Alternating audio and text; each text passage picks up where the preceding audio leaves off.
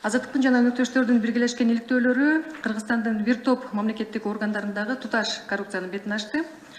Чет өлкөлүк ишкер адегенде кыргыз бажысындагы байланыштарын пайдаланып, миллиондоп пара берүү жолу менен ишмердик жүргүзгөн. Бажынын ошол убактагы Оштогу жетекчиси, кийинчерээк төрага орун басары болгон Райымбек Матраимовдун атасынын атындагы фондко которулган бир нече миллион долларга башкача түшүндүрмө болушу мүмкүн эмес. Акчаны Эркен Саймати Абдукадырдын буйругу менен Исмаил Матраимов атындагы фондко которгонун ырастайт.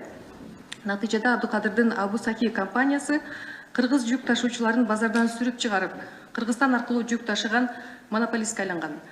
Транзиттик товар Өзбекстанга өтөт деген негиз менен бажы төлөмүн төлөбөй Кыргызстанга товар алып кирип, бирок ал товардын ири бөлүгүн Казакстан, Орусияга чыгарып турган. Андан тышкары бажыдагы коррупциянын негизинде өлкөгө кирип келаткан кымбат товардын аты өзгөртүлүп, арзан товар катары катталып турган. Мисалы, телефонду текстиль деп көрсөткөндөй эле ушундай көрүнүштөр болуп түшкөн. Ушундан улам мамлекет бажыдан түшө турган ири кирешеден кол жууп турган. Аны арам акчаны адалдоо жолу менен кыргыз банктары курьерлер аркылуу чет өлкөгө чыгарып кетишкен. Ал миллиондорго АКШ, Британия, Германия, Түркия жана Бириккен Араб Эмираттарынан кымбат хан сарайлар алынганы белгилүү болду. Сиздер бул туурасында биздин иликтөөдөн дагы кеңири көрө алдыңыздар.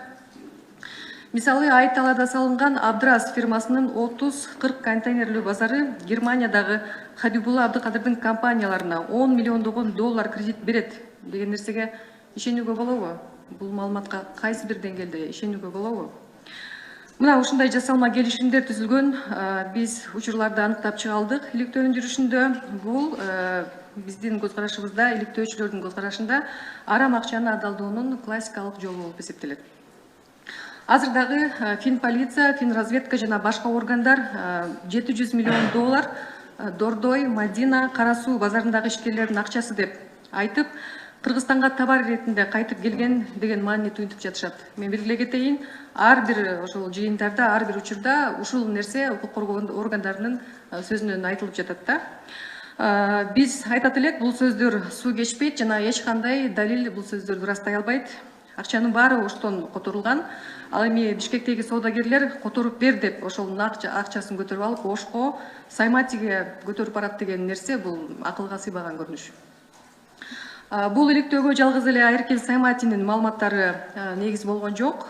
Бизге ошол компанияларда иштеп кеткен карапайым жумушчулар, жүк ташыган ишкерлер, андан тышкары коррупциялык түйүндү жакшы билген азыркы жана мурдагы бажы кызматынын, чек ара кызматынын офицерлери, банк кызматкерлери кайрылып, маалымат берип, далилдерди жана документтерди көрсөтө алышты. Сиздер айрым бул адамдарды ошол иликтөөдөн көрдүңүздөр. Биз айткан жанагы жүк ташуучу жумушчулар коопсуздугуна байланыштуу, алар жүздөрүн көрсөтө алышкан жок, бирок чындыкты бизге айтып бергенге аракет кылышты. Бирок биз коопсуздук маселесинен улам азыркы мен айтып кеткен жарандардын аты жөнүн ачык жарыялай албайбыз. Коррупциялык көрүнүштү ачык айтып чыгууга бел байлаган, даган 2 чек арачы коркутуулардан соң Кыргызстандан чыгып кетүүгө аргасыз болушкан. Сиздер муну дагы алардын интервьюсу аркылуу кенен көрө алдыңыздар.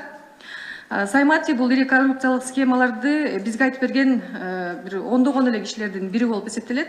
Баягы эмне үчүн Саймати деген дагы сөз чыгып атпайбы, суроо. Ал адамдардын баардыгы бизге өздөрү азыр дагы келип атышат. Биз аларды издеп чыккан жокпуз.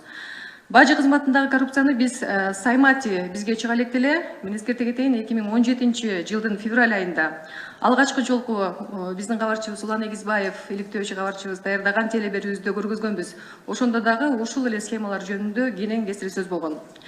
Сайматинин колундагы кагаз документтер ошол иликтөөнүн гана уландысы болуп эсептелет деп мен эскертип кетким келет.